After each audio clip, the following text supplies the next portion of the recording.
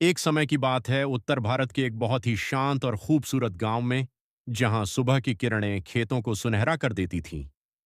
शांति देवी नाम की एक 70 वर्षीय गरीब बुजुर्ग महिला रहती थीं। उनके बाल उम्र के साथ बर्फ की तरह सफेद हो चुके थे। उनके पास न तो कोई बड़ा घर था, न खेती के लिए कोई जमीन, और न ही जीवन बिताने संगीत के लिए ज्यादा पैसे।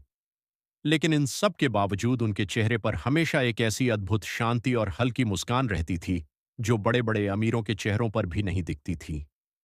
गांव के लोग अक्सर आपस में बात करते और हैरानी से सोचते कि सब कुछ खोकर और बिना किसी सुख सुविधा के भी शांति दादी इतनी खुश कैसे रहती हैं। एक दिन समीर नाम का एक पढ़ा लिखा युवक शहर से वापस अपने गांव लौटा। समीर ने शहर की चकाचौंध देखी थी, लेकिन फिर भी वह भीतर से बेचैन रहता था। एक दिन वह शांति देवी के पास पहुंचा और बोला, दादी, शहर में लोगों के पास सब कुछ होते हुए भी वे दुखी हैं, और आपके पास तो कुछ भी नहीं है। फिर भी आप हर दिन मुस्कुराती संगीत हैं।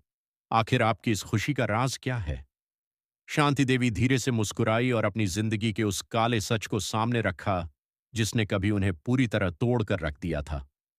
उन्होंने बताया, बेटा, जब मैं जवान थी तो मेरा एक बहुत प्यारा सा घर था। एक मेहनती पति और दो संगीत बेटे थे। हम ज्यादा अमीर तो नहीं थे, लेकिन हमारे बीच बहुत प्यार था। फिर एक साल हमारे गांव में भयंकर बाढ़ आई। हमारे खेत पानी में बह गए और घर टूट कर गिर गया। गरीबी के कारण मैं अपने पति का इलाज नहीं करवा पाई और उनकी मौत हो गई। कुछ ही समय बाद मेरा एक बेटा मुझे छोड़कर शहर चला गया और दूसरे की एक सड़क दुर्घटना में जान चली गई। मेरी पूरी दुनिया उजड़ गई और मैं बिल्कुल अकेली रह गई। समीर यह दर्दनाक कहानी सुनकर सन्न रह गया और बोला, दादी, फिर तो आप अंदर से पूरी तरह टूट गई होंगी। शांति देवी ने एक गहरी सांस ली और कहा, हाँ बेटा, मैं बहुत टूटी। कई रातें बस रोते रोते गुजरी। लेकिन फिर एक दिन मैंने खुद से एक बहुत गहरा सवाल पूछा। शांति देवी ने आगे कहा, क्या मेरे इस तरह रोने और तड़पने से मेरा खोया हुआ परिवार और मेरा घर वापस आ जाएगा? उनके मन से जवाब आया, नहीं। उनके दिल से जवाब आया, हाँ, अभी भी बहुत कुछ बाकी है। शांति देवी ने समीर से कहा, मेरे पास सुबह का वह खूबसूरत सूरज था, गांव की चहचहाती चिड़ियां थीं, और सबसे जरूरी, मेरे पास मेरी अपनी सांसें थीं। उसी एक पल में शांति देवी ने अपनी जिंदगी को देखने का नजरिया पूरी तरह बदल लिया। उन्होंने तय किया कि वह अब सिर्फ इस बात पर ध्यान देंगी कि उनके पास क्या है, न कि इस पर कि उन्होंने क्या खो दिया है। शांति देवी ने फैसला किया कि अब वह हर दिन जीवन में कुछ न कुछ अच्छा खोजेंगी। अगर बारिश होती तो वह अपने टूटे हुए घर को देखकर दुखी होने के बजाय सोचती कि मिट्टी की खुशबू कितनी प्यारी है। अगर सूरज निकलता तो वह सोचती कि धूप में बैठकर मेरे बूढ़े शरीर को कितना आराम मिल रहा है, और जिस दिन कोई खुश होने का बड़ा कारण नहीं मिलता, तो वह खुद से कहती कि यह बुरा वक्त भी हमेशा नहीं रहेगा। जैसे ठंडी रात के बाद सुबह होती है, वैसे ही मुश्किल के बाद राहत भी आती है। उन्होंने समीर को अपनी खुशी का सबसे बड़ा रहस्य बताया। मैं रोज रात को सोने से पहले अपने दिन भर में से 3 अच्छी चीजें खोजती हूं, चाहे वह कितनी ही छोटी क्यों ना हो। जैसे किसी ने मुझे देखकर मुस्कुराकर नमस्ते कहा हो, या आज मेरी रोटी जली नहीं।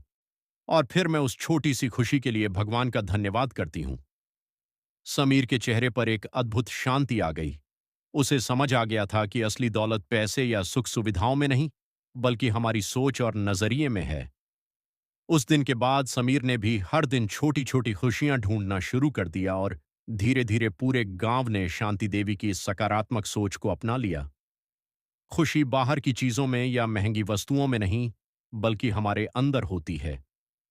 हम अक्सर उन चीजों के लिए रोते रहते हैं जो हमारे पास नहीं है, और उन अनमोल चीजों को नजरअंदाज कर देते हैं जो आज भी हमारे पास मौजूद हैं।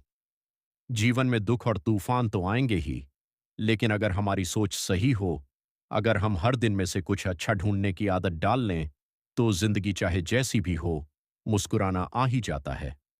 याद रखिए, सच्ची खुशी खोजने के लिए बहुत सारी दौलत नहीं, बल्कि एक सही नजरिए और कृतज्ञता की जरूरत होती है।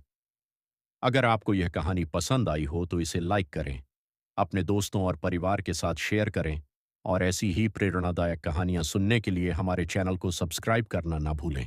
धन्यवाद।